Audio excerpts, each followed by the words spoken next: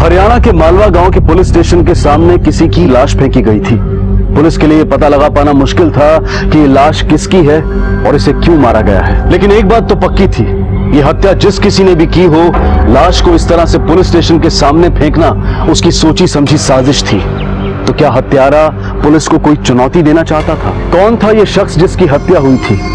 आखिर इसे किसने और क्यों मारा था? आइए देखते हैं हरियाणा की एक दिल दहला देने वाली कहानी।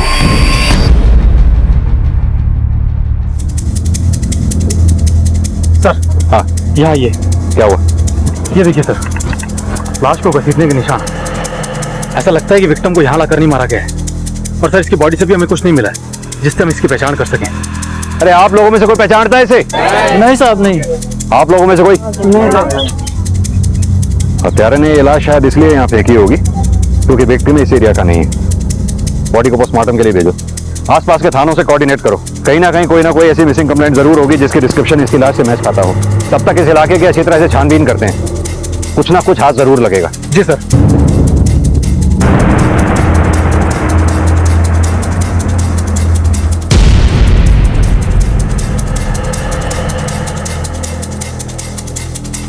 तुम सही कह रहे हो, इसे मारा कहीं और गया और लाकर पुलिस स्टेशन के सामने फेंक दिया गया।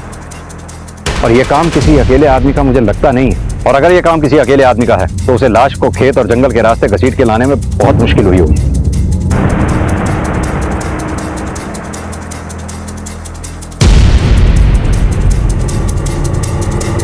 सर, वहाँ पत्ते पे खून के निशान लगे। आप ये देखिए सर।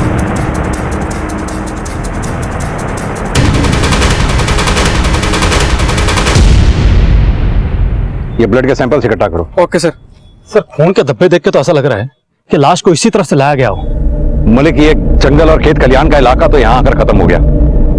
यहाँ से अपने पुलिस स्टेशन तक की दूरी करीब 1.5 से 2 किलोमीटर की होगी। मान लो हत्यारा यहाँ से लाश को लेकर घुसा और पुलिस स्टेशन तक घसीट कर ले गया तो उसे खासी मेहनत करनी पड़ी होगी। लेकिन सर, लाश को 2 किलोमीटर तक घसीट के ले जाना, और वो भी ऐसी लाश जिसे ले जाने में तकलीफ हुई हो, कोई भी हत्यारा इतनी मेहनत क्यों करेगा? जो इंसान एक जिंदगी को खत्म कर सकता है वो 2 किलोमीटर तो क्या 5 किलोमीटर तक भी लाश को घसीट कर ले जा सकता है। सवाल वो नहीं है, सवाल ये है कि उसने लाश को पुलिस स्टेशन के सामने ले जाके क्यों फेंका? वो कहीं और भी तो ठिकाने लगा सकता था उसको। सर, शायद ये हत्यारा जानबूझकर ऐसा चाहता हो कि हम इस लाश तक जल्द से जल्द पहुंचे। तो तुम्हारे कहने का मतलब ये है कि लाश तक हम नहीं, लाश हम तक पहुंची है। ऐसी बेनाम लाश जिसके बारे में हम उतना ही जानते हैं जैसे कि एक कोरा कागज। इस लाश के बारे में पता करना इतना आसान नहीं होगा। आसपास के घरों और गांव में पता करो, शायद कोई घर ऐसा मिले जिसका इस लाश से कनेक्शन हो। और हाँ, इस लाश की फोटोग्राफ को हर इलाके में सर्कुलेट करा दो। हो सकता है कोई मिसिंग कंप्लेंट ऐसी मिले जिसका इस लाश से मैच हो। जी सर।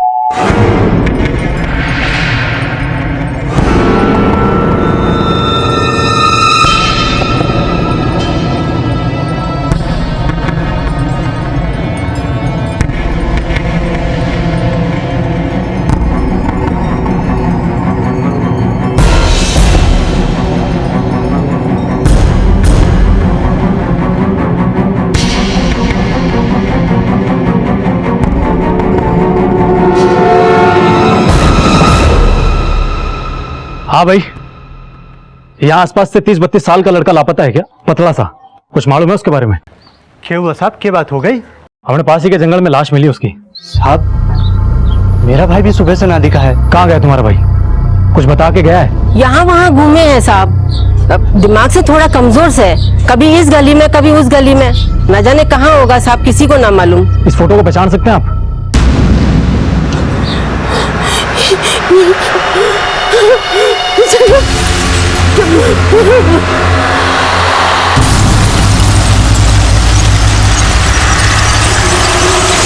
पुलिस की जी तोड़ कोशिशों के बाद आखिरकार उस शव की शिनाख्त हो गई, लेकिन सवाल यह था कि इस शख्स की हत्या किसने की और क्यों। मृतक के परिवार को इस बात पर यकीन नहीं हो रहा था कि उन्होंने अपने परिवार के एक अहम सदस्य को खो दिया था। शव की शिनाख्त के बाद पुलिस ये जानने में जुट गई कि आखिर ये मामला क्या था और आखिरकार किसने इस मानसिक रूप से विकलांग जगत को इतनी बेरहमी से मारा था।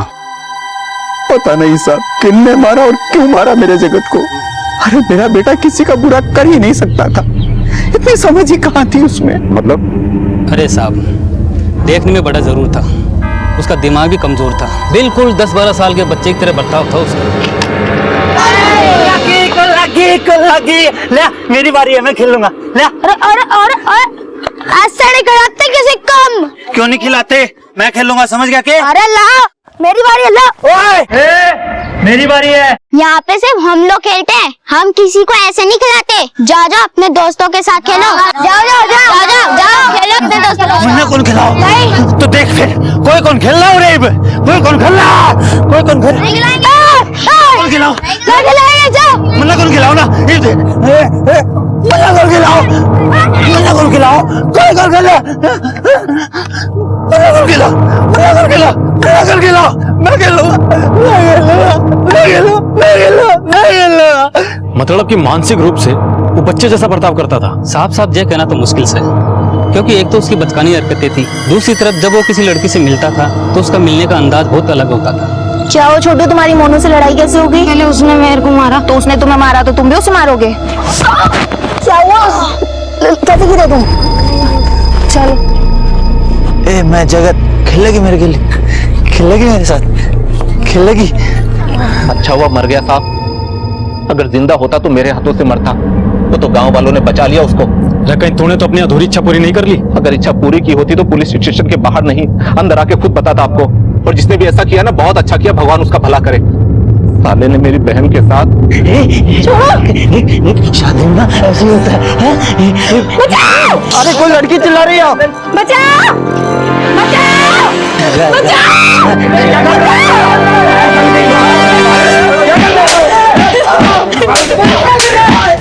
अरुण भैया, वो जगत सुमन को छेड़। जगत,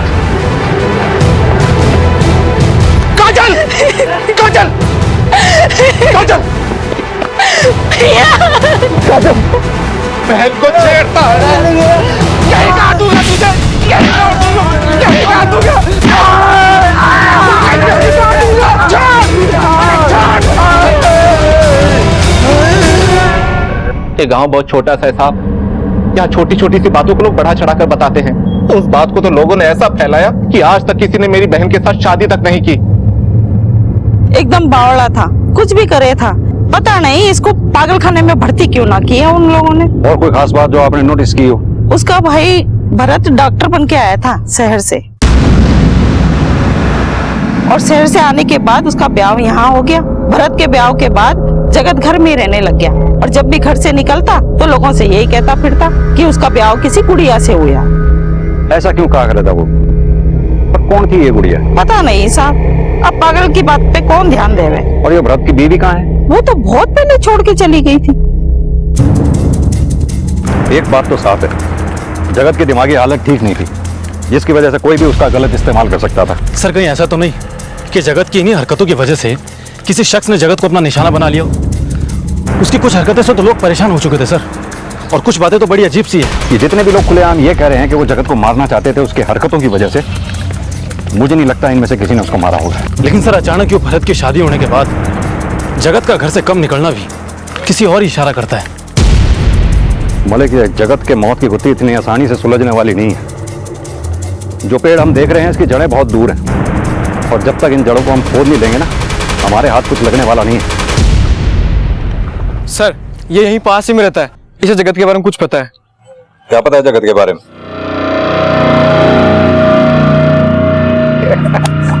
ओए जगत, ओए जगत, ओए जगत, ओए इधर आ।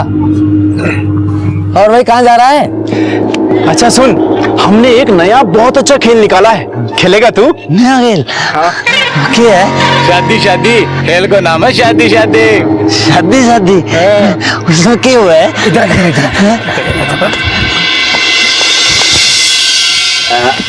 ये देख,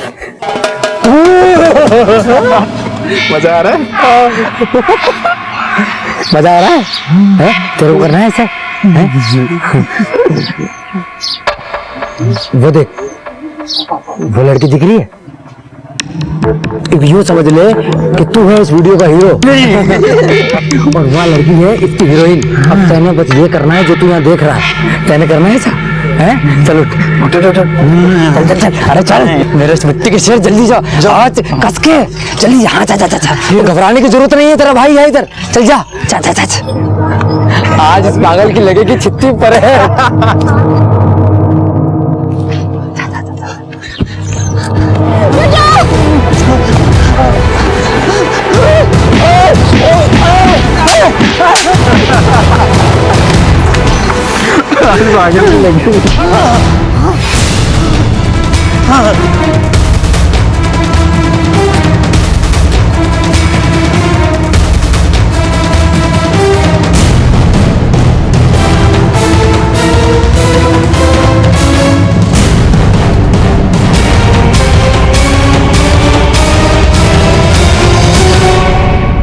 सर, मैंने तीनों से अच्छे से पूछताछ की है।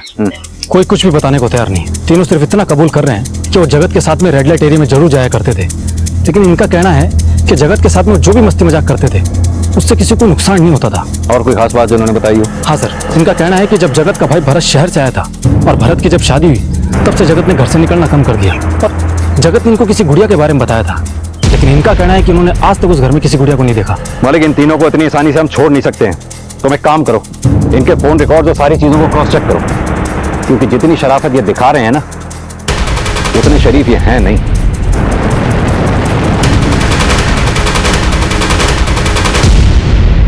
साहब, भरत जगत का छोटा भाई से अभी अभी शहर से डॉक्टरी करके आया से। जगत अगर किसी की बात सुनता था तो सिर्फ भरत की।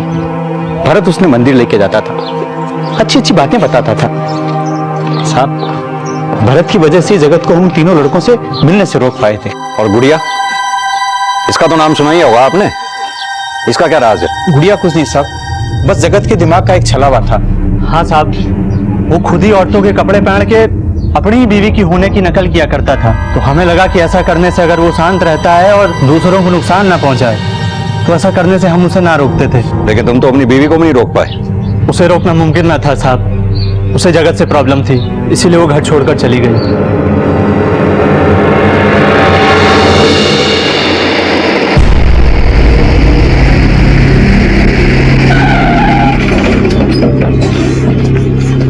साहब, मन्ने में कुछ भी अच्छा ना लग रहा था। पहले दिन से ही उनके परिवार वालों पे शक सा होने लगा था, और उन लोगों ने तो शादी के बाद तक मन्ने ये ना बताया था कि उनके एक बड़ा लड़का भी है जो कि पागल से, वरना 20 लाख दहेज में देकर कौन उस घर में शादी करता।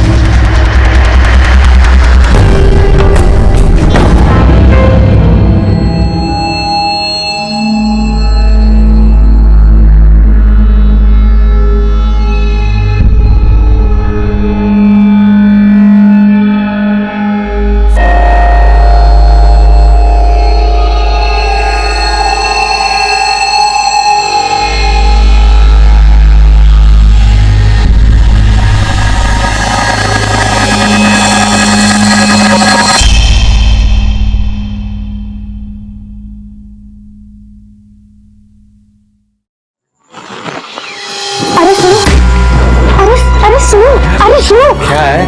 वो वहाँ खिड़की के पीछे कोई है। मैं देख कर आता हूँ।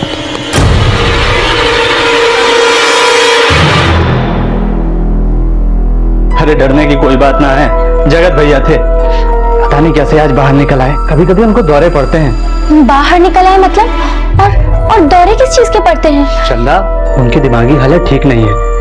और ये क्या, आज के दिन ये सब तो सोच रही है? अरे आज तो हमारी सुहागरात है।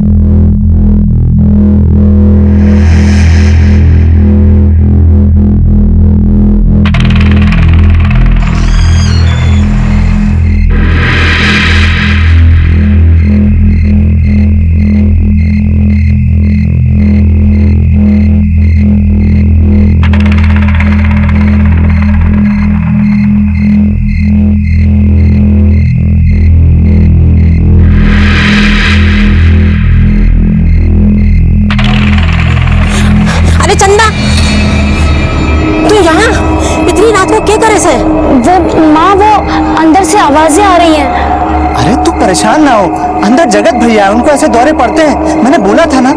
ना अंदर से किसी औरत की चीखने की आवाजें आ रही थी। अरे चंदा अंदर भैया ही है, अक्सर ऐसा होता है। तू नहीं है ना इसलिए तुझे ऐसा लग रहा है। चल हाँ कमरे में चलते हैं, चल। जा बेटा, तू सो जा, जा।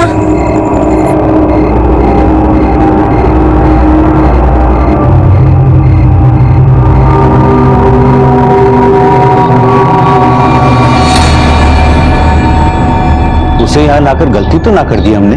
शादी के बाद भरत के साथ सीधे सरकारी क्वार्टर में भेज देना चाहिए था। ना ऐसा करने से तो इसे और गांव वालों को अजीब लगता। एक हफ्ते की तो बात है, उसके बाद तो ये अपने हिसार वाले सरकारी क्वार्टर में चले जाएंगे।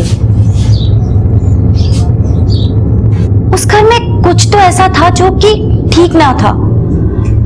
बस उसी के बाद से मेरा शक और भी गहरा हो गया।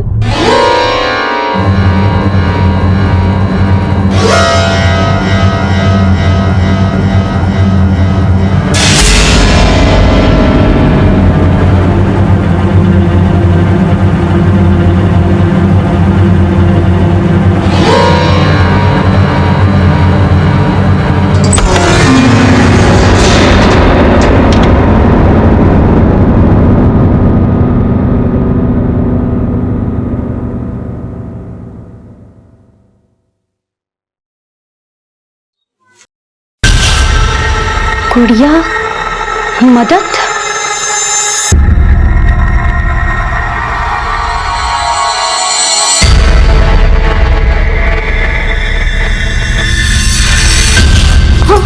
चंदा तुम क्या कर रही है यहाँ पे? वो वहाँ दीवार पर कुछ ना इधर भाई रहे। तू आ मेरे साथ। तुझे कितनी बार समझा इधर भाई रहे से। हाँ चंदा, ये ठीक बोले से। चल तू भीतर जा, जा जा, जा।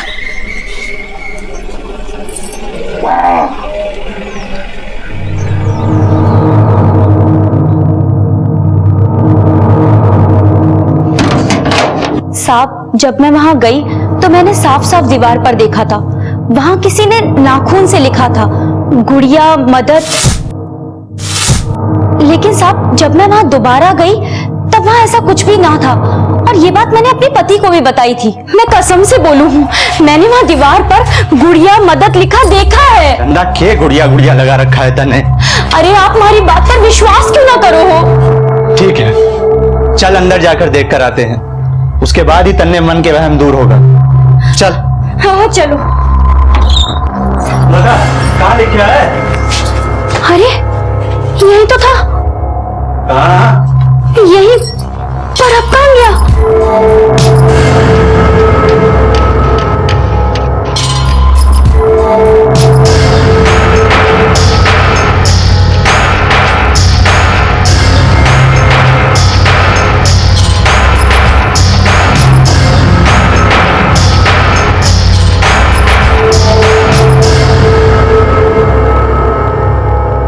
भाई है ऐसे ही उल्टी सीधी हरकतें करता रहता है।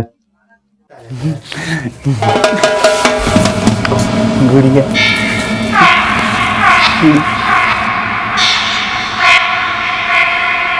ये सब क्या हो रहा था मेरे कुछ समझ ना आ रहा था।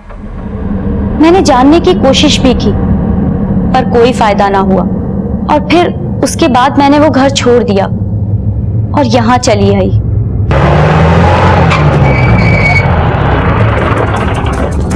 मलिक ये केस थोड़ा उलझाने वाला है। क्या सच में वहां सिर्फ जगत ही था या फिर उसके साथ कोई और भी था?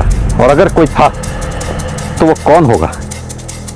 इस केस में जितने मुंह उतनी बातें हो रही हैं, पर इन बातों में सच कहां छुपा है? सर, हमने जगत के घर के आसपास पता किया, उनमें से किसी ने जगत के यहाँ कभी कोई औरत नहीं देखी और ना ही जगत को कभी औरत के कपड़ों में देखा। सर क्यों ना एक बार भरत से पूछताछ की जाए, आखिर उसके आने के बाद से तो जगत के बर्ताव में बदलाव आया था। नहीं मलिक, ये सही मौका नहीं है भरत से पूछताछ करने का। एक काम करो, उस पर नजर रखो, उसके घर के सारे फोन टैप करो। जी सर। जिस केस की शुरुआत एक अनआइडेंटिफाइड बॉडी से हुई थी, वो केस अब कई सवालों से घिर चुका था, और उन सवालों में जो सबसे बड़ा सवाल था वो था एक नाम, गुड़िया। आखिर कौन थी ये गुड़िया और इसका क्या लेना देना था जगत के साथ? क्या ये वाकई में किसी का नाम था या फिर सिर्फ ये एक कल्पना थी? आखिर क्यों ये सारे सवाल इस बात की ओर इशारा कर रहे थे कि कहीं ना कहीं भरत की सब में हिस्सेदारी थी। लेकिन इन सारे सवालों की शुरुआत जिस सवाल से हुई थी उसका जवाब पुलिस को अब तक नहीं मिला था। आखिर किसने मारा था जगत को? सर, मैंने पता किया है। भरत पढ़ाई के दौरान हिसार के मेडिकल कॉलेज के हॉस्टल में नहीं बल्कि किराए के मकान में रहता था। क्या? हाँ सर।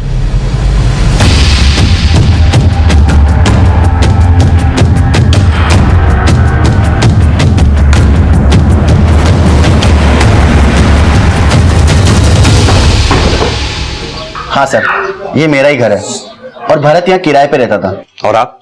सर पास ही में मेरा एक और घर है, मैं वहाँ रहता हूँ। वैसे उसके साथ उसकी बीवी भी रहती थी। पक्का वो उसकी बीवी ही थी? हाँ सर, संध्या नाम था उसका, लेकिन वो आपस में हमेशा लड़ते रहते थे। और कुछ जो आप उनके बारे में जानते हो? हाँ सर, एक दिन संध्या को मैंने सड़क पर किसी आदमी से लड़ते हुए देखा था। वहाँ पूरे गांव के सामने मेरी इज्जत की वाट लगाकर तू यहाँ ऐश कर रही है। और उस दिन उन दोनों के बीच में झगड़ा भी हुआ था। भरत पैसे चाहिए घर के लिए। अभी मैंने 10 दिन पहले तुझे दिए थे पैसे, 7,000 रुपए दिए थे ना मैंने। 7,000 में क्या होता है भरत? क्यों नहीं होता है? पहले तो होता था। भरत नहीं होता है। क्यों नहीं होता है? एक महीने में खत्म हो चुके पैसे। वो कितने पैसे चाहिए तुझे? चिल्ला मत। कौन था वो आदमी जिसके साथ उसका झगड़ा हुआ था? ये तो मालूम नहीं और ना ही कभी मैंने पूछा। अच्छा, आप हमारे स्केच आर्टिस्ट को उस लड़की का हुलिया बता सकते हैं? हाँ सर, जरूर। हाँ साहब, जो सच है कि मेरी पहले भी एक शादी हो चुकी थी। पहली शादी की बात मैंने इसलिए छुपाई क्योंकि उससे दहेज कम हो जाता साहब। इतनी बड़ी रकम दोबारा ना मिलती, बस इसीलिए मैंने शादी के लिए हाँ कर दी। तो फिर वापस क्यों गई वो? पता नहीं साहब, उसे तो मुझसे जुड़ी हर एक चीज से नफरत होने लगी थी। मैं उसकी हर एक बात नजरअंदाज कर देता था साहब, लेकिन फिर भी वो एक दिन चली गई। भरत मेरे साथ रह नहीं सकता। अरे मेरी बात मुझे कहीं लेके नहीं जाता। कहाँ जा रहा? के नहीं देता। तू जा कहाँ? कपड़े नहीं ला के देता मुझे। तू छोड़ मुझे। सुन मेरी। तू मेरे मेरे लायक ही नहीं है। और ये कौन है? संध्या इसे कैसे जानती थी? इस आदमी को तो मैं पहली बार देख रहा हूँ।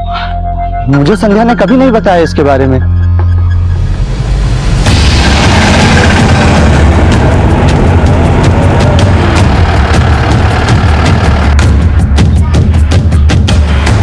छह बात से साहब।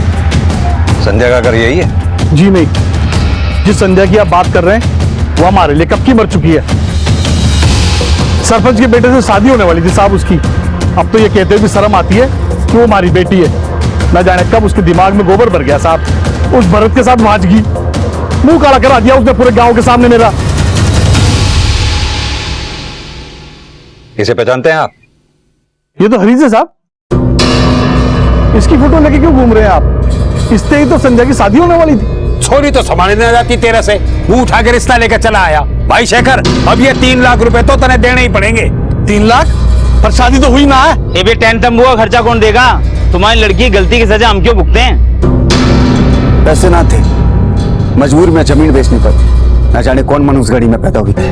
ना वो हमारी बहन है, ना इस घर की बेटी।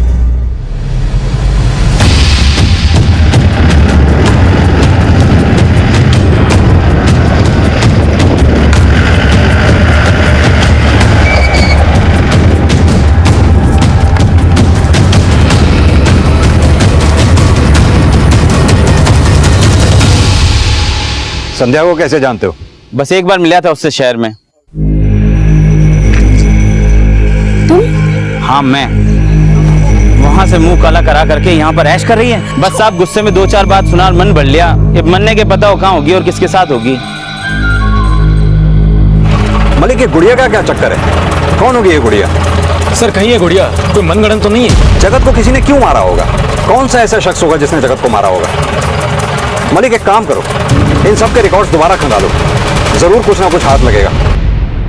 आप लोग चलिए, हो जाएगा काम। ठीक है सर। इन फोन रिकॉर्ड से कुछ हाथ लगा है। क्या? सर, जिस रात जगत गायब हुआ था उस रात को भरत ने अपने फोन से एक लोकल नंबर पे फोन किया था। किसका नंबर है वो? सर, वो नंबर बल्लू का है और ये बल्लू जगत के उन तीनों दोस्तों में से एक है।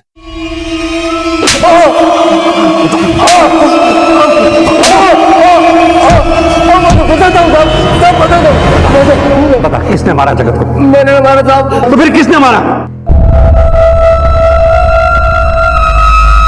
तू तो डॉक्टरी करके घर आ, 20 लाख में बात तय हो गई है। 20? हाँ, शादी कर और उन पैसों पे ऐश कर। भावड़ा हो गया क्या तूने 2 साल से शादी कर रखी और आज तक नहीं बताया। ये क्या करे? ये तो सोने के अंडे देने वाली मुर्गी है, किसी भी हालत में इसको छोड़ नहीं सके हैं। 20 लाख बार बार नहीं मिलेंगे।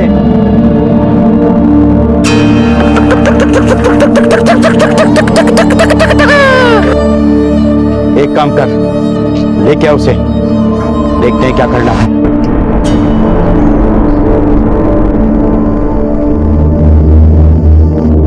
भरत 2 साल हो लिए ये अचानक मम्मी पापा से मिलाने ले जा रहा, सब ठीक है ना?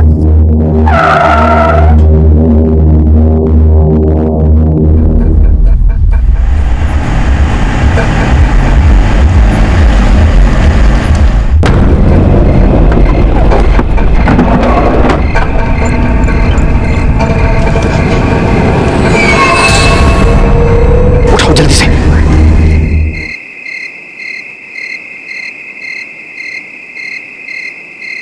जगत आजा, अंदर आजा। दरवाजा बंद कर।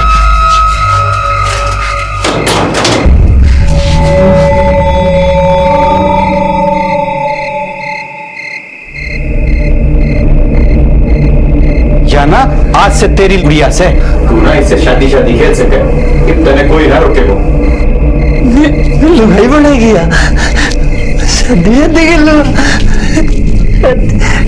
मैं शादी करूं? हाँ? बब्बू, मैं इसका हस्बैंड बनूंगा। तू कहीं बनेगी तू मेरी? मैं तेरा हस्बैंड। शादी कर लेंगे हम। शादी कर लेंगे, ठीक है? चलो सब।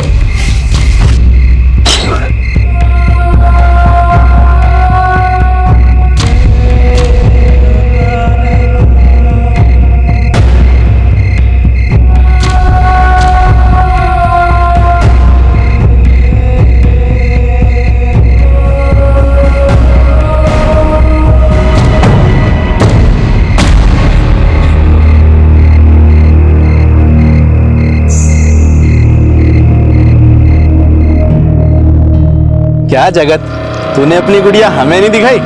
ओए, मैं कौन दूं? मेरी गुड़िया मेरी है। हम तो तेरे दोस्त हैं यार, और वैसे भी खेल खेलने का मजा तो दोस्तों के साथ ही आता है। हाँ? अकेले अकेले खेलने में कोई मजा थोड़ी आता है। और वैसे भी तेरे को ये खेल हमने सिखाया साड़े, और तू हमारा कोई मना कर रहा है? ये देख जगत, हम तेरे लिए क्या लाए हैं। एक मेरी तरफ से भी एक और ये नहीं। पर एक बात है बुल्लू, जितनी बार भी मेरी गुड़िया का लिखल लगा ना, उतनी चॉकलेट देनी पड़ेगी। मंजूर है? अरे एक नहीं, 3 चॉकलेट लेके आऊंगा, और एक ये, एक मेरी तरफ से ये, और ठीक है? अब ना सरताज ऐसा करते हैं कि पहले ना गुड़िया के साथ मैं खेल लेता हूँ, ठीक है? तो चॉकलेट का ठीक है? हाँ खेल।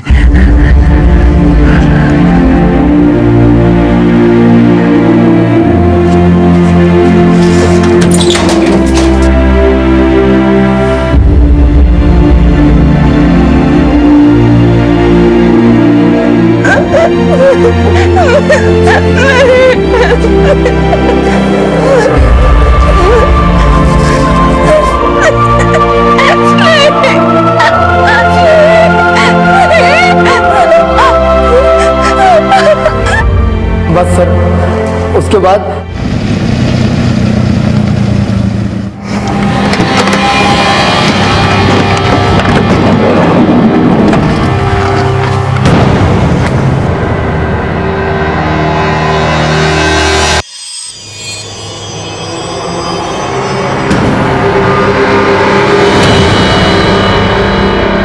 तो फिर संध्या कहाँ है?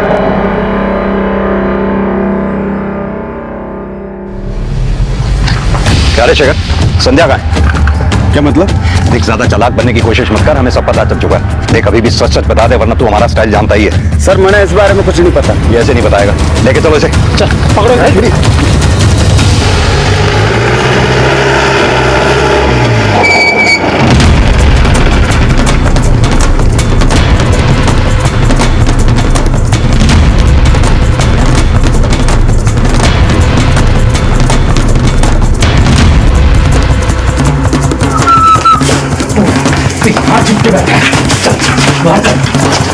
मैंने कुछ नहीं किया साहब, मैंने कुछ नहीं किया साहब। बता कहाँ संध्या साहब?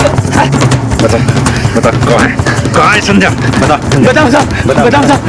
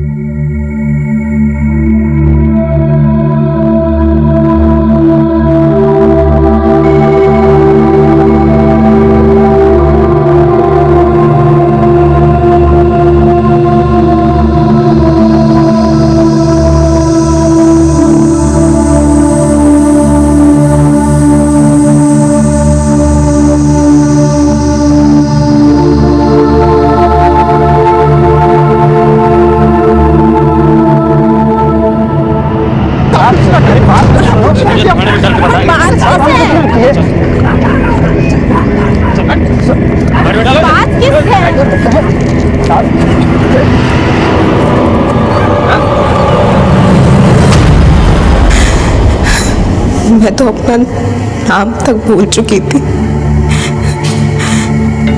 जिस दरिंदगी से मैं गुजर रही थी, मुझे तो यकीन भी नहीं था कि मैं इन सब से बाहर भी निकल पाऊंगी।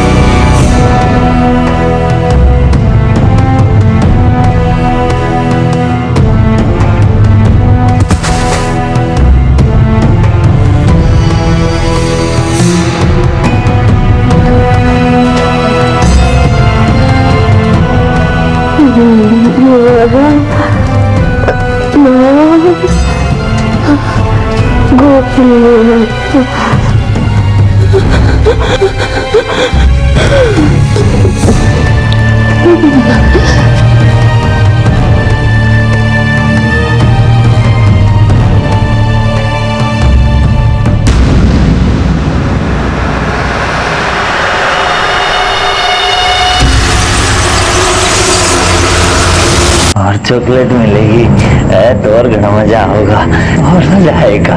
सारे रोज चॉकलेट खाऊंगा, सारे शादी खेलेंगे। बल्लू कितनी चॉकलेट देगा मेरे को?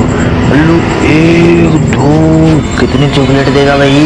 है तो कल लूंगा 4 नहीं 8 चॉकलेट ले 4 नहीं।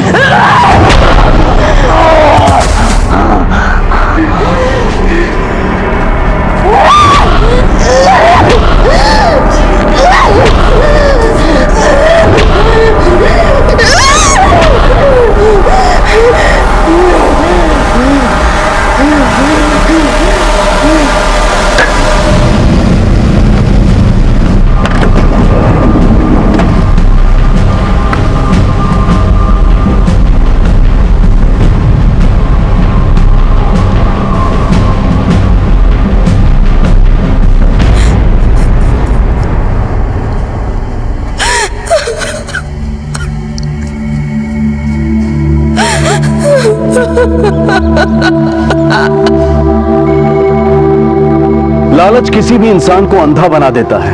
ये हमें मानसिक रूप से अपंग बना देता है। इस केस में दहेज के लालच की वजह से संध्या के साथ जो कुछ भी हुआ वो इंसानियत पर प्रश्न चिन्ह खड़े करता है। क्या हम इतने गिर गए हैं कि चंद रुपयों की खातिर अपने जमीर और ईमान से मुंह फेर लें?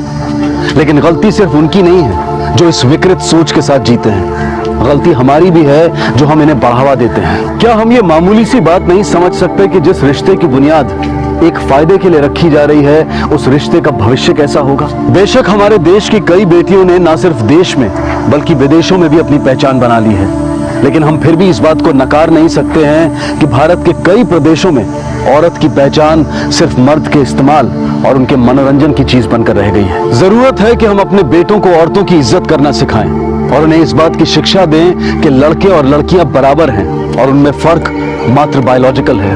अगर राम सरन ने खुद औरतों की इज्जत करना सीखा होता और यही सीख अपने बेटों को दी होती तो जो संध्या के साथ हुआ वो कभी ना होता और ना ही जगत की जान जाती और साथ ही चंदा की जिंदगी भी खराब होने से बच जाती।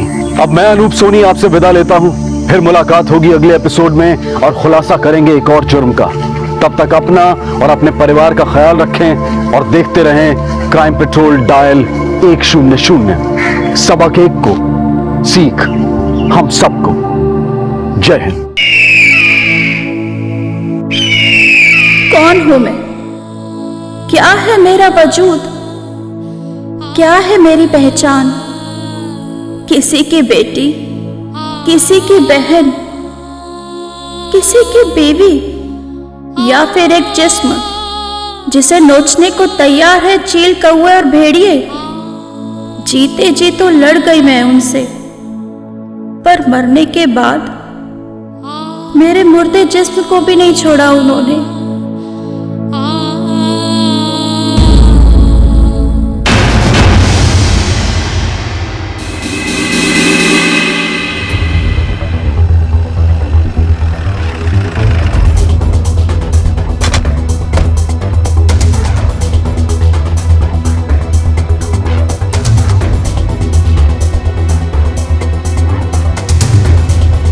देखिए सर, लाश तो पूरी सड़ चुकी है, हड्डियां तक छूट रही है। बॉडी को पोस्टमार्टम के लिए भिजवाओ और आसपास का पूरा एरिया सर्च करो। Okay sir.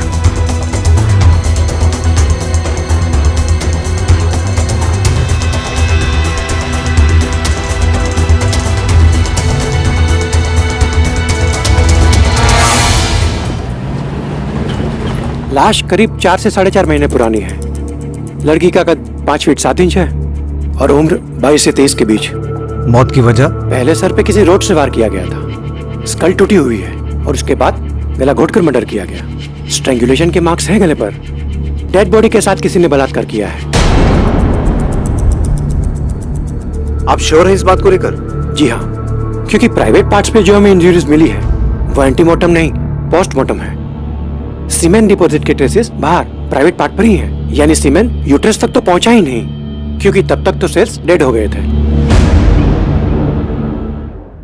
नमस्कार। आज क्राइम पेट्रोल डायल 100 के एपिसोड में हम आपको दिखा रहे हैं पुंसिया बाजतपुर बिहार में हुए एक घिनौने अपराध की दास्तान। एक 22-23 साल की लड़की की लाश पुलिस को मिली और प्राथमिक जांच से पता चला कि पहले उस लड़की की हत्या की गई और फिर उसके साथ बलात्कार। कोई अपराधी इतना अधम कैसे हो सकता है? कोई ऐसा क्यों करेगा? लाश को ना तो अभी कोई नाम मिला था और ना ही उसकी पहचान हो पाई थी। पुलिस ने आसपास के पुलिस स्टेशन से 4-5 महीने पहले की मिसिंग रिपोर्ट मंगवानी शुरू कर दी। सर, सभी पुलिस स्टेशन और थानों से मिसिंग रिपोर्ट हासिल कर ली है। सर, मार्च 2015 से अप्रैल 2015 तक कुल 72 लड़कियों की मिसिंग रिपोर्ट लिखाई गई थी। इसमें से 17 लड़कियां वापस आ गई थी, लेकिन 4 का मर्डर हो गया था और उन चारों के हत्यारों के ऊपर केस चल रहा है। सर, ये फाइल।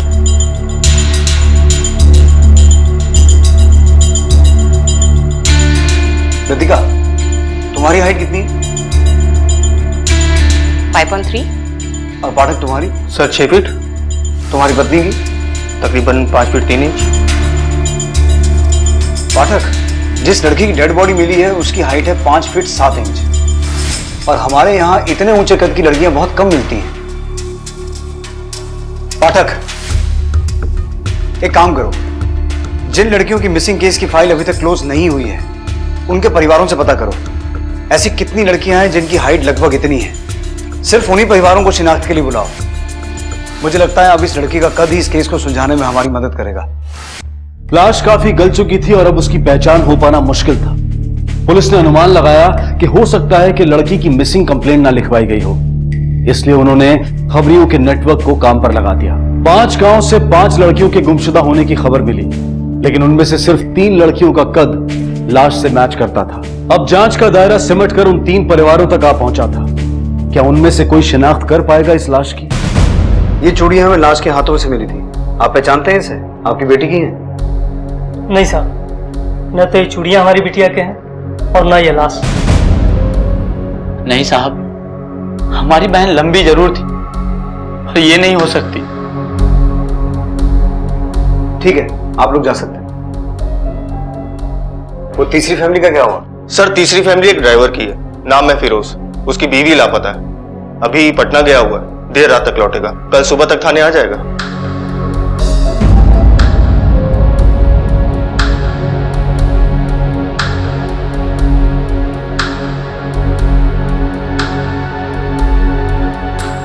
नाम क्या है इसका? पता नहीं साहब। तेरी बीवी का जो लापता है? साहब यूं नहीं है। अबे तेरी बीवी का कोई नाम था कि नहीं? फरीदा। कद? इतना होगा साहब। लेकिन ये सब काहे पूछ रहे हैं आप लोग? 4 महीने से लापता है ना तेरी बीवी? हाँ साहब, लेकिन वो लापता नहीं है, भाग गई किसी दूसरे मर्द के साथ। अरे हमारे लिए तो उसी दिन मर गई थी जिस दिन हमें छोड़ के गई वो। अब उसके अम्मी अब्बू जाने और ऊ जाने, हमसे उसका कोई लेना देना नहीं है साहब, हमें माफ कीजिए। कहाँ रहते हैं उसके माँ बाप? यहीं कटोरिया गांव में। और सुन, जब जरूरत पड़ेगी बुलाएंगे। ठीक है साहब। पाठक। सर। फिरोज के ससुराल वालों को बुलाकर लाश दिखाओ। मुझे लगता है अब यही फैमिली हमें मुजरिम तक पहुंचाएगी।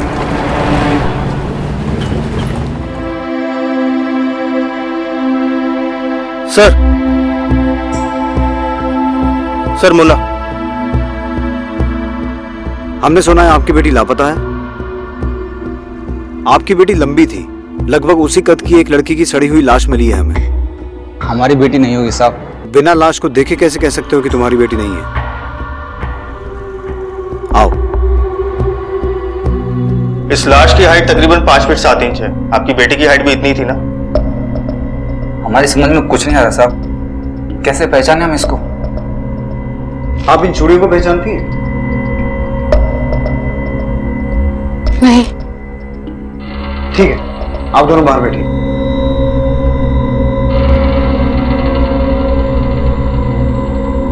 पाठक। सर। इन दोनों को लैब लेके जाओ, इनका डीएनए सैंपल लो और लाश के डीएनए के साथ मैच करवा के देखो। और हाँ, ये लाश जिस बोरी में मिली थी उसके ऊपर एक मार्क था, वो भी पता करो आइडेंटिफाई हुआ है या नहीं।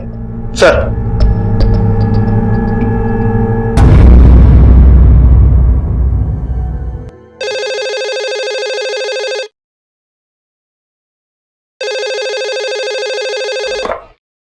हेलो सर, उस लाश का डीएनए मुन्ना बाबू और रज्जो का डीएनए से मैच हो गया। मतलब लाश फरीदा की है? जी सर। थैंक यू डॉक्टर साहब। पाठक। सर। फरीदा की दोनों फैमिलीज को बुलाओ। अब इन दोनों फैमिलीज की कुंडली हमें खोलनी होगी। फरीदा और उसके शौहर के ताल्लुकात कैसे थे ये पता लगाना बहुत जरूरी है, क्योंकि शौहर तो कह रहा है कि उसकी बीवी किसी के साथ भाग गई थी। सर ऐसा भी तो हो सकता है कि जिसके साथ वो भागी थी उसी ने उसे मार दिया। हो सकता है, लेकिन अगर वो किसी के साथ भागी थी तो कोई अपनी प्रेमिका को मारकर उसकी लाश के साथ रेप क्यों करेगा? अब इस केस को सुलझाने के 2 ही रास्ते हो सकते हैं पाठक। पहला तो ये पता लगाना कि वाकई में फरीदा ऐसी थी जैसा उसका शौहर बता रहा है, और दूसरा उस क्रिमिनल की साइकोलॉजी को समझना जिसने ये घिनौना अपराध किया है। पाठक, लाश के साथ रेप हुआ है, ये क्रिमिनल नेक्रोफिलिक भी हो सकता है। मुझे लगता है हमें क्रिमिनल साइकोलॉजिस्ट डॉक्टर बोस की मदद लेनी चाहिए। तुम एक काम करो, तुम फिरोज के साथ तहकीकात शुरू करो, मैं डॉक्टर बोस को मिलकर आता हूं। Sir. Well, since it's a case of dead body rape, इसमें कई सारी पॉसिबिलिटीज हो सकती हैं। बैठो। एक तो ये कि शायद कोई आपसी दुश्मनी हो। इस लड़की की तस्वीर है कोई आपके पास? जी नहीं। इसकी संभावना बहुत ज्यादा है कि लड़की बेहद खूबसूरत होगी, और यह भी हो सकता है कि कोई उसे पाने की कोशिश करता रहो और अंत में कुछ हासिल होता नजर नहीं आया तो पहले उसने लड़की का मर्डर कर दिया और फिर रेप। कोई दिल जला आशिक ये क्राइम कर सकता है। डॉक्टर बोस, इस केस में ऐसी कोई जानकारी तो नहीं मिली है, फिर भी हम इस एंगल के बारे में गौर जरूर करेंगे। कोई खूबसूरत लड़की अगर ना कहे तो मेल ईगो को चोट लगती है और वो ऐसी हरकत कर सकता है। एक और पॉसिबिलिटी है, लेकिन वो बेहद रेयर है। नेक्रोफिलिया। डॉक्टर बोस, मुझे नेक्रोफिलिया के बारे में थोड़ी डिटेल जानकारी चाहिए। नेक्रोफिलिया मतलब मेंटली इम्बैलेंस लोग जो सिर्फ डेड बॉडीज के साथ ही रेप करते हैं। लेकिन ऐसे लोगों में ज्यादातर औरतों से प्यार पाने की हिम्मत नहीं होती। अपीयरेंस से वो लोग शाय दिखते हैं, औरतों से नजरें भी नहीं मिला सकते, लेकिन अपनी शारीरिक जरूरतों की पूर्ति करने के लिए वो लोग डेड बॉडीज की तलाश करते रहते हैं। ऑपर्चुनिस्टिक नेक्रोफिलियक्स। लेकिन ऐसे केसेस बहुत रेयर होते हैं, क्योंकि हमारे यहाँ ज्यादातर डेड बॉडीज को दफनाया नहीं जाता बल्कि जलाया जाता है। डॉक्टर बोस, ऐसा भी तो हो सकता है कि लड़की का खून किसी और ने किया हो और उसके बाद डेड बॉडी के साथ रेप किसी और ने किया हो। सकता है। अगर ऐसा है तो आपको एक नहीं दो मुजरिमों को तलाशना होगा, लेकिन इस केस को सॉल्व करने का सबसे अच्छा और आसान तरीका है विक्टिम के बारे में जानना, विक्टिम की पर्सनालिटी के बारे में जानना, क्योंकि विक्टिम की हिस्ट्री ही आपको क्लू दे सकती है कि उसे किसने मारा होगा। इसका मतलब है हमें शुरुआत वहां से करनी होगी जहां से फरीदा की कहानी शुरू हुई, उसके अपने माता पिता के घर से भागने से।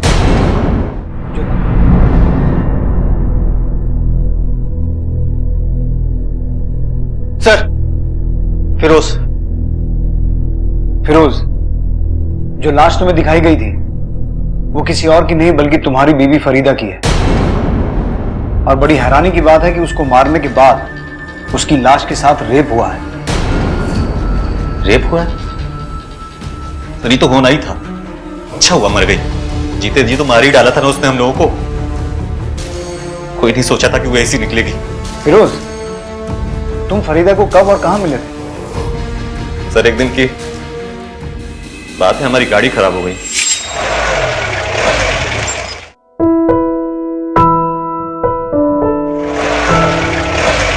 हम कुछ मदद करें आपकी? अरे आप क्या मदद करेंगे हमारी? अरे आप गाड़ी स्टार्ट कीजिए, हम धक्का लगाते हैं। क्या बात कर रही हैं? अब आप धक्का देंगी? अरे काहे हम धक्का नहीं लगा सकते? अरे लड़की है पर कमजोर नहीं। चलिए आप गाड़ी स्टार्ट कीजिए, हम धक्का लगाते हैं। देखते हैं। चलिए, 1 2 3।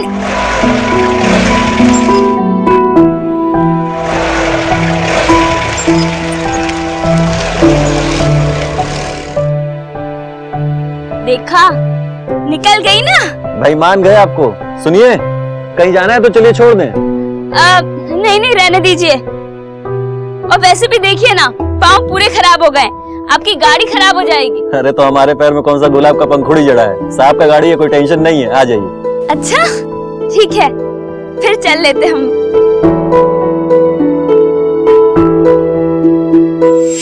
बस साहब, उसमें कुछ बात तो थी कि हमारी गाड़ी के पहिए उसकी घर की ही तरफ घूमने लगे, हम दोनों मिलने लगे। इश्क हो गया था साहब उससे। एक दिन हम दोनों ने भाग कर निकाह कर लिया। हम दोनों बहुत खुश थे एक दूसरे के साथ। उसे अपनी लंबाई पे बहुत गुमान था।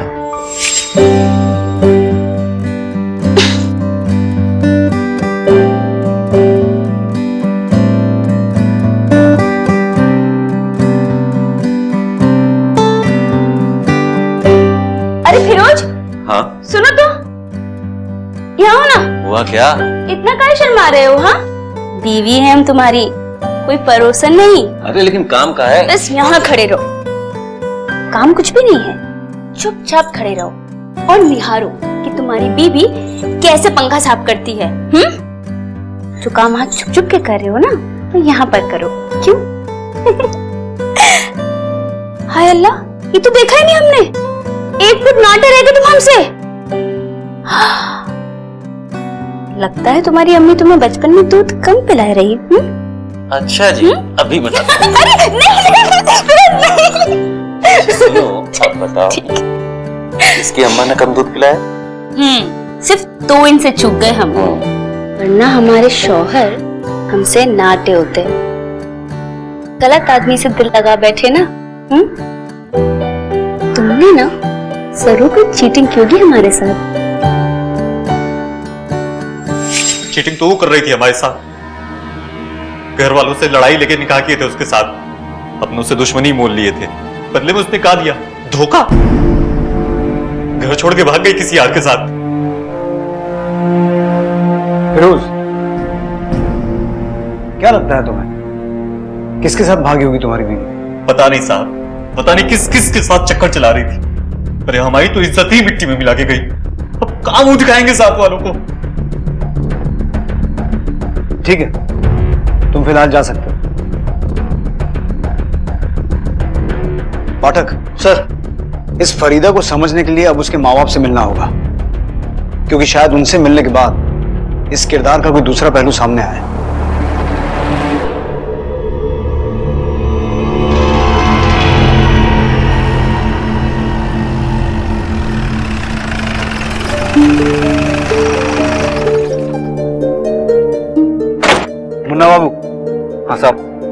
आपकी बेटी अब इस दुनिया में नहीं है। जो लाश आप लोगों ने देखी थी उसका डीएनए आपके डीएनए के साथ मैच हो गया है। इसका मतलब वो लाश फरीदा की ही थी।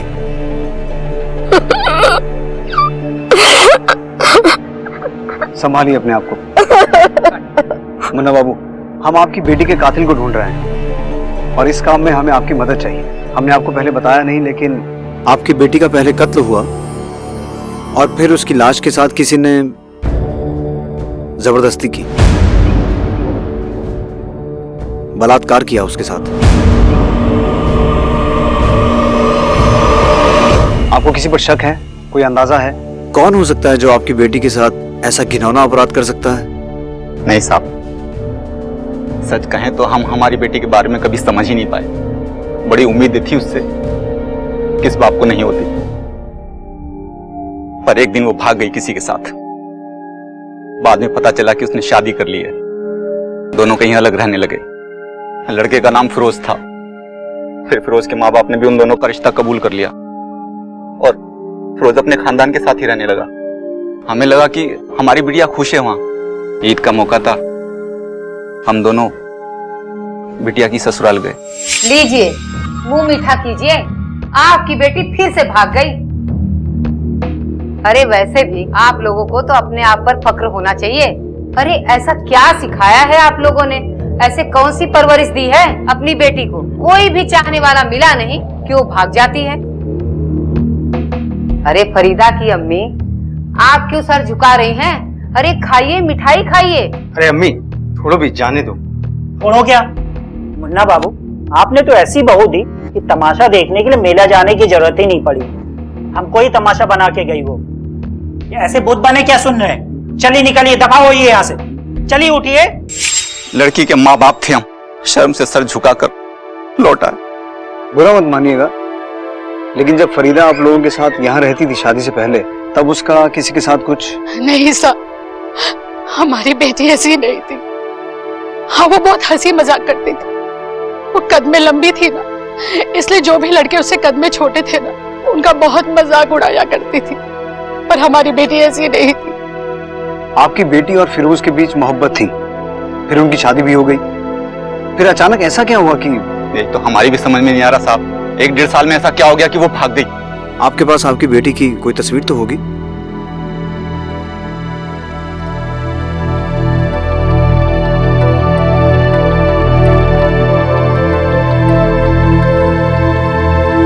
शुक्रिया।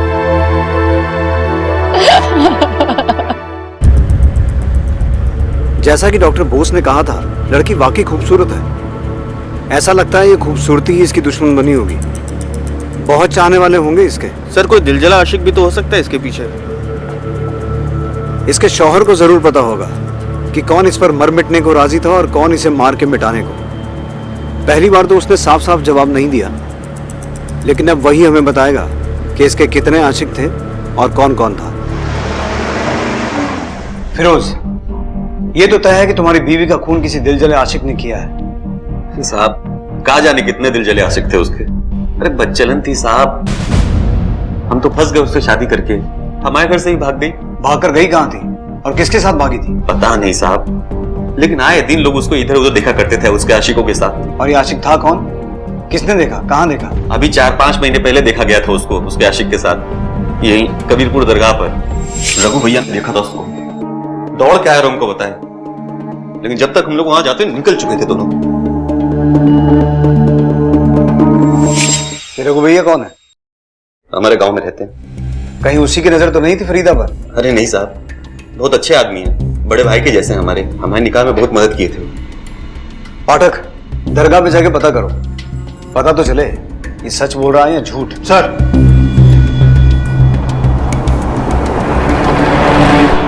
बाबा इस लड़की को पहचानते हैं क्या? जी हाँ, बड़ी नेक लड़की है ये। अक्सर यहाँ आती थी, 2 रकात नमाज पढ़ती थी, दुआ मांगती थी।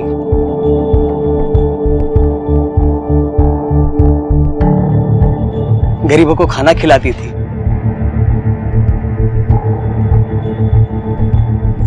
पर पिछले 4-5 महीनों से तो मैंने उसे यहाँ देखा नहीं।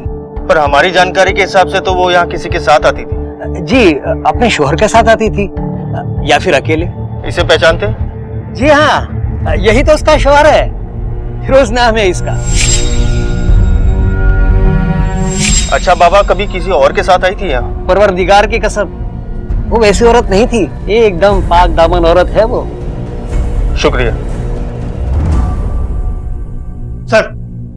सर ये फिरोज झूठ बोल रहा है।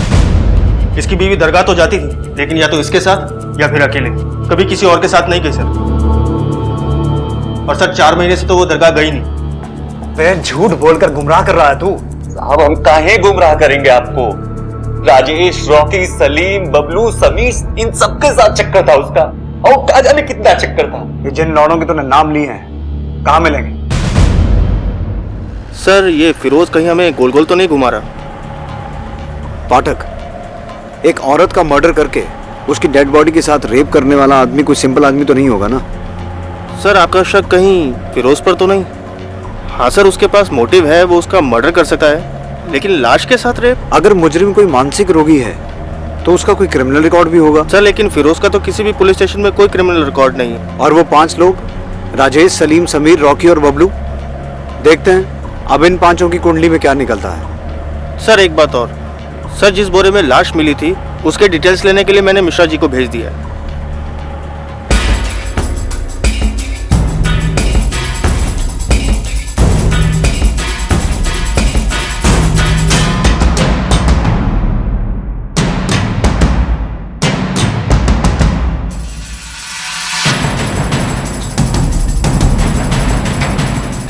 रॉकी ना पत्ते वो तेरा पेरी करता है। चुप रोतले, हरदम रोते ही रहता है।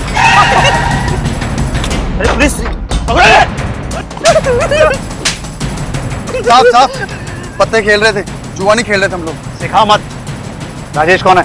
ये सर।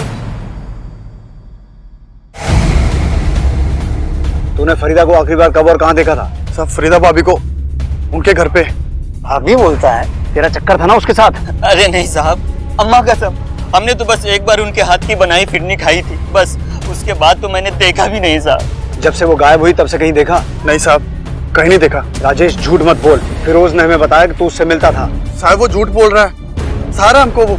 तुझी को क्यों फंसा रहा है? कोई तो वजह होगी ना। गायब होने से पहले उसको मैं फिरोज के साथ लड़ते हुए देखा था। हमारे वजह से घर में कौरा मचा है, हमारे वजह से? मत खुलाओ तुम हमारा। अरे तो तू ही बता ना, वही रात कव्वाली जाने के लिए क्यों मिली जब हम घर पे नहीं थे? किसके साथ गई थी तू? जब तुम साहब के साथ में गाड़ी लेकर जाते हो, रात कहाँ बिताते हो ना, एक मालूम नहीं है क्या हमें? अशफाक भाई सब किससे बताया तुम्हारे? हमारा हाथ मत लगाना हम पे, बाकी जनानियों की तरह कमजोर नहीं है हम। उस दिन किस तरह से फंसे हुए पहिए को निकाल लिया था ना, उसी तरह तुम्हारा हाथ वगैरह फेंक देंगे। एक दिन कव्वाली कहाँ चले गए तो क्या बच्चा हो गए क्या हम? अरे कुछ ना कुछ तो करती होगी ना तू, बार बार नाम काहे उछलता है तुम्हारा? बस इतनी परेशानी है, इतना ही शक है तो काहे ना तलाक ले लेते हमसे? बबलू तू बता, क्या जानता है फरीदा और फिरोज के बारे में? पता नहीं साहब, वो लोग हमेशा लड़ाई झगड़ा करते रहते हैं। समीर कहाँ मिलेगा? समीर से पूछताछ करके कोई फायदा नहीं, वो तो कभी किसी औरत की तरफ नजर भी उठाकर नहीं देखता था। उसका किसी साथ क्या चक्कर होगा साहब? पाठक सर, समीर को उठा के लेके आओ और इन सबका पार्सल थाने भिजवाओ। सर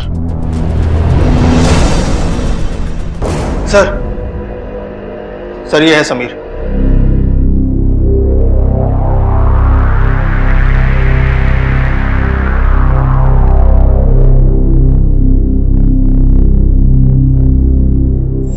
अपीयरेंस से वो लोग शायद दिखते हैं, औरतों से नजरें भी नहीं मिला सकते।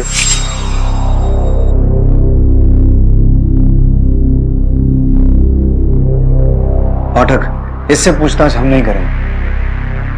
तो फिर कौन करेगा सर? समीर, समीर नाम है ना तेरा? बैठ।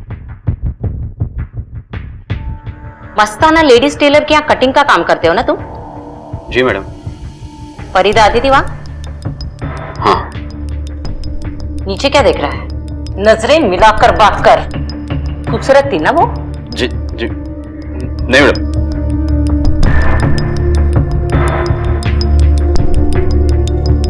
खूबसूरत है, दिल तो आ ही गया होगा ना? जी मैडम, मेरा मतलब नहीं मैडम, बहुत डर लगता था, बहुत मजा करती थी। गुदगुदी होती थी अंदर? नहीं। अच्छी लगती थी?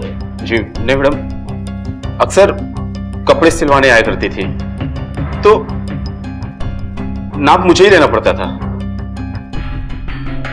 डॉक्टर बोस ने जैसा कहा था ये बिल्कुल वैसा ही है। और बहुत छेड़ती थी। एक दिन वो मेरे दुकान पर आई। अरे कैसे हो लाजू जी? अच्छा लाजू जी, अब एक काम करिए, फटाफट से हमारा माप ले लीजिए। वो कहा ना सलवार कमीज सिलवानी है। जी वो मास्टर जी नहीं है। अरे मास्टर जी नहीं है तो क्या हुआ, आप तो है ना, जल्दी से माप ले लीजिए हमारा। वो आपने वो फिल्म देखी है जो नई आई है, ओ ऐश्वर्या राय की? हाँ, उसमें कैसी कुर्ती सिली है, बस डिट्टो ऐसी सिलवानी है हमें।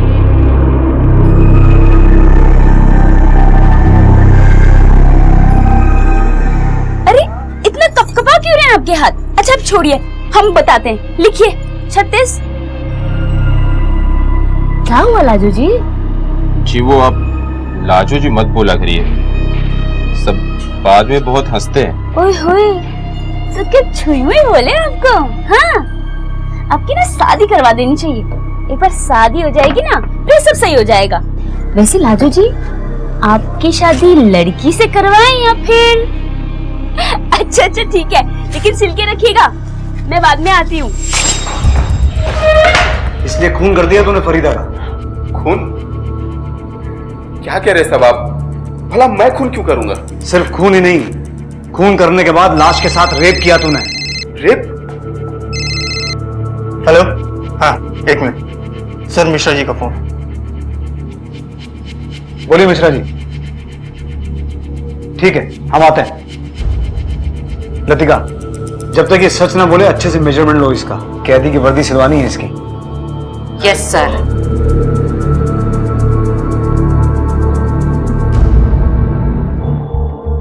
जी सर, ये बोरी तो हमारे क्या की है, लेकिन इसमें लाश कैसे आई ये मैं कैसे बता सकता हूँ? पुंसिया गांव से कोई आपकी बोरी खरीदता है? नहीं सर। पुंसिया का कोई आदमी यहाँ काम करता है? एक मिनट, हाँ मंडल जरा अंदर आना। कोई बड़ा केस है साहब क्या? फुंसिया गांव से कोई हमारे यहाँ काम करता है क्या? सर वो अपना टेम्पो ड्राइवर रघु, वहीं का है। ये रघु भैया कौन है? हमारे गांव में रहते हैं। बुलाओ उसे। सर 2-3 दिन से छुट्टी पे, बीमार है। उसका नंबर और एड्रेस दीजिए, पर याद रहे उसे बताना मत, समझ गए ना? रघु जिस पर फिरोज को बेहद भरोसा था, उसकी क्या भूमिका थी इस जुर्म में?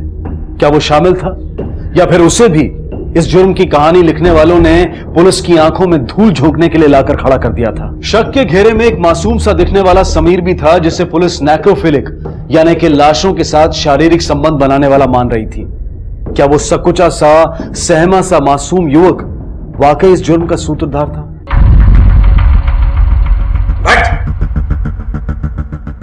और क्या क्या किया रघु ने तेरे लिए? सिर्फ लाश फेंकने के लिए बोरी का इंतजाम किया था या खून में शामिल था वो? क्या कर रहे हैं साहब आप? हम काहे करने लगे खून?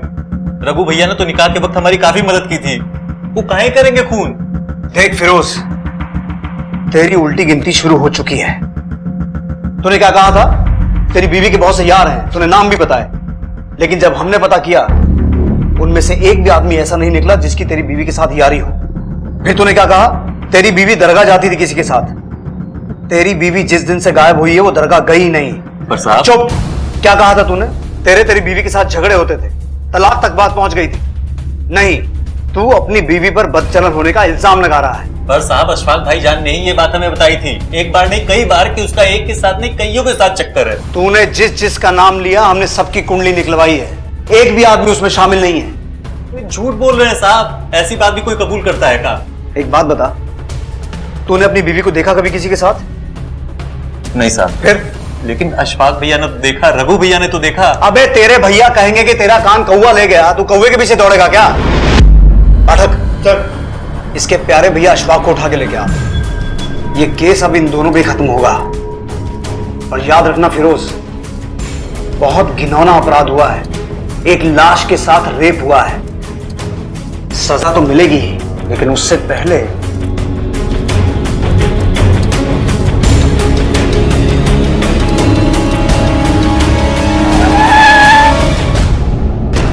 चल अशफाक खड़ा हो। अरे साहब तेरे हजामत हम बनाते हैं। अरे साहब लेके चल। साहब फरीदा औरत नहीं आफत थी, आफत। तो उस आफत को तूने रास्ते से हटाया या तूने अपने भाई की मदद की उसे रास्ते से हटाने में? अल्लाह कसम साहब मैंने कुछ नहीं किया, पर यह सच है कि मेरे छोटे भाई की बीवी की हरकतें कुछ ठीक नहीं थी। अच्छा जरा हम भी तो सुने।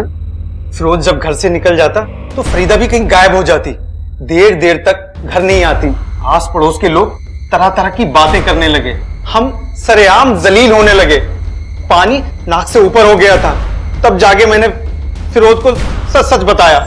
मोहब्बत अपनी जगह, अब वो तेरी बीवी है, नजर रखा कर उस पर। ना जाने क्या क्या किसके साथ करती फिरती है, अब मुझसे बर्दाश्त नहीं होता है। अरे ऐसी बातें तो पहले बताना चाहिए था ना, अब क्यों बता रहे हो? बड़ा भाई हूं तुम्हारा, अच्छा ही लगता है ये सब कहना। कब तक कोई खामोश रहे? एक बार समझाने की कोशिश की तो उल्टा मेरे ऊपर पलट पड़ी, भला बुरा कहने लगी। औरत जात पर लगाम रखना सीख, नहीं तो किसी दिन हम सबके चेहरे पर कालिख पोत कर भाग जाएगी।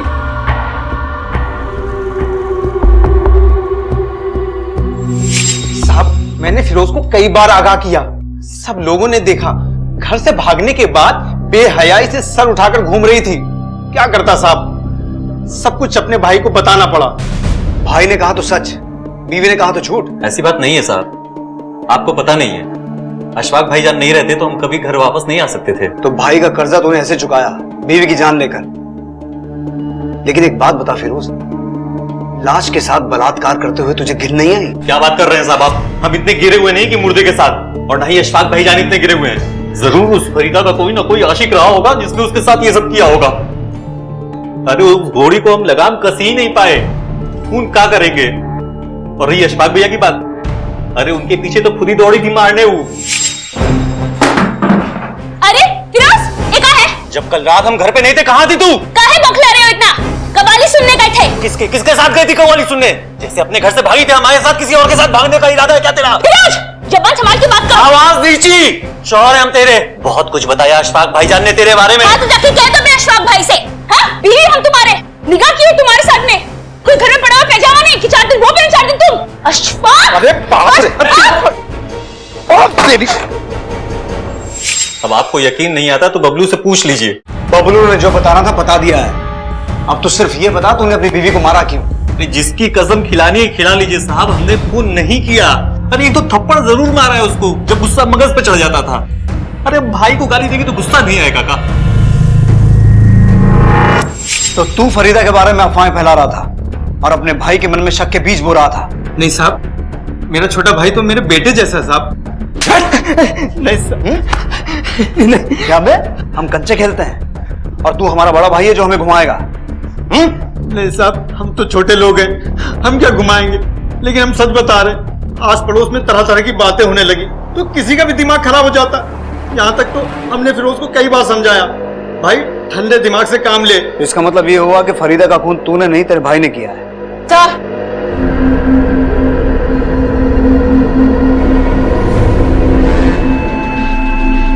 रघु कहाँ छुप के बैठा था? सर इवनिंग कॉलेज के पीछे बगीचे में। ये और राजेश दोनों दोस्त हैं और दोनों के दोनों हिस्ट्री शीटर। अब इनकी हिस्ट्री के नए पन्ने हम लिखेंगे। मिश्रा जी आप प्रस्तावना लिखिए, हम आते हैं। जी लतिका जी समीर को जाने दो। जी सर। पाठक सर, अब इस केस का असली मुजरिम हमारे हाथ में है। अशफाक, फिरोज, राजेश या रघु, या फिर ये चारों।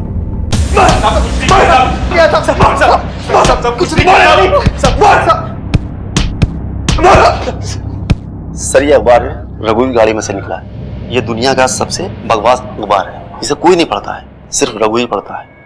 और खास बात यह है सर, यही अखबार लाश के पास मिला था।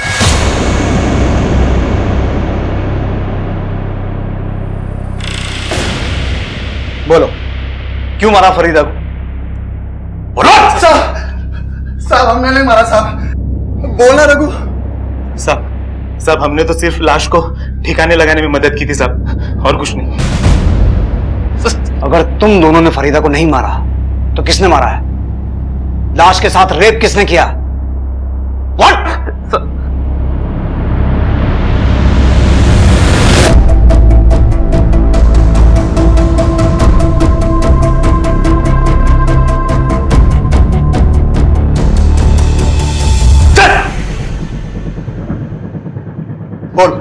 इन दोनों में से कौन है?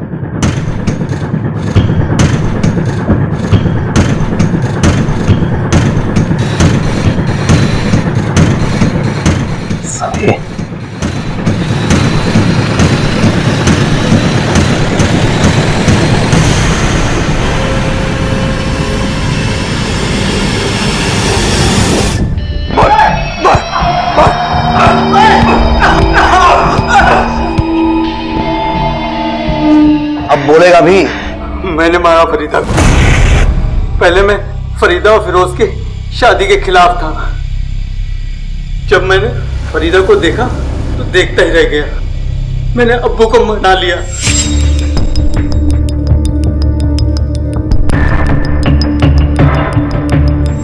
और तुरंत उन दोनों को घर ले आए। मैंने सोचा फरीदा मेरे इस एहसान का बदला चुकाएगी, मुझे करीब आने देगी, लेकिन ऐसा नहीं हुआ। एक दिन मौका पाकर मैंने पीछे से उसे दबोच लिया। अरे फिरोज, अशफाक, अरे देखो मैं तो आज सबक सिखाती हूँ बराबर से। तेरी तो देती हूँ मैं। तमीज। अरे आज तुम्हें छोड़ूंगी नहीं। उसने लोगों के सामने मुझे खदेड़ खदेड़ कर मारना चाहा। पागल हो गई है। अरे रुक, कहाँ जा रहे भाग के? पगला गई। अरे रुक, अरे पकड़ के मार। रुक, कहाँ जा रहे? मैंने रघु और राजेश के साथ मिलकर एक प्लान बनाया।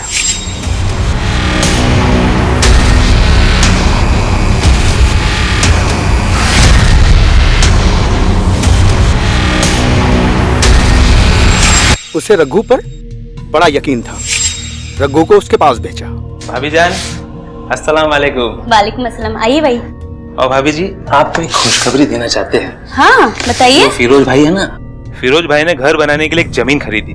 तो मैंने ये सोचा कि कहीं आपको बाद में जमीन पसंद ना आए, तो चलो मेरे साथ आपको दिखा देता हूँ। अरे सोचिए मत भाभी जी, चलो मेरे साथ, मैं आपको दिखा देता हूँ। अच्छा खुशी की बात है, इतने का सोचना। आइए भाभी जी, मैं हूँ ना आपके साथ। हाँ हाँ चले। जमीन दिखाने के बहाने टेम्पो में उसे बिठा लाए।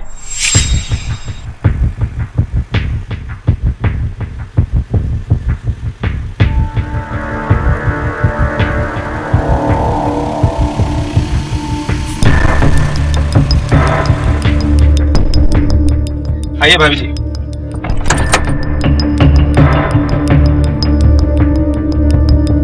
ये देखिए, ये जमीन खरीदी है इतना बढ़िया सा।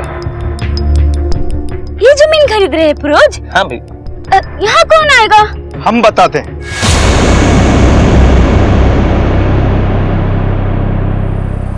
अशफाक, यहाँ से थोड़ी दूर पर है वो जमीन जो तुम्हारे लिए मुकर्रर की गई है। देखोगी तो हैरान हो जाओगी। रघु भाई, ये क्या कर रहे हैं? हम यहाँ क्या कर?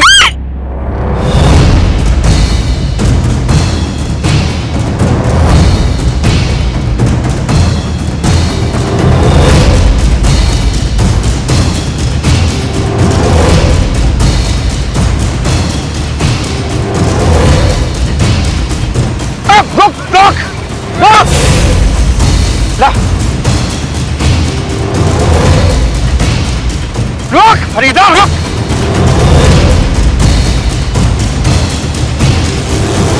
रुक, रुक, रुक।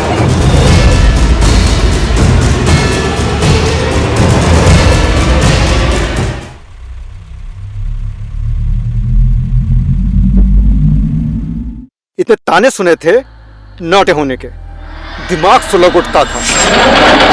सामने तो लाश पड़ी थी साहब, लेकिन दिमाग में जीती जागती फरीदा।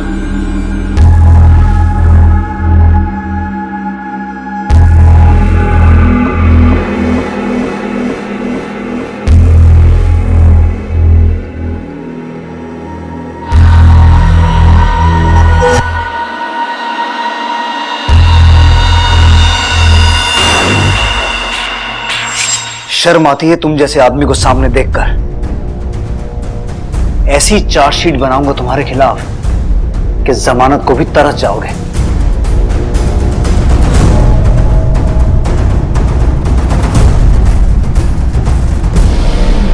रघु, राजेश और अशफाक पुलिस की हिरासत में हैं। चार्जशीट दाखिल हो चुकी है, लेकिन अदालत की कार्रवाई शुरू होनी अभी बाकी है। इस केस से कुछ सवाल मन में खड़े होते हैं। अगर कोई मर्द या औरत बेहद खूबसूरत है और आप उसे चाहते हैं पर हासिल नहीं कर सकते, तो क्या यह वाकई आपकी हार है? क्या हमें किसी की व्यक्तिगत स्वतंत्रता का सम्मान नहीं करना चाहिए?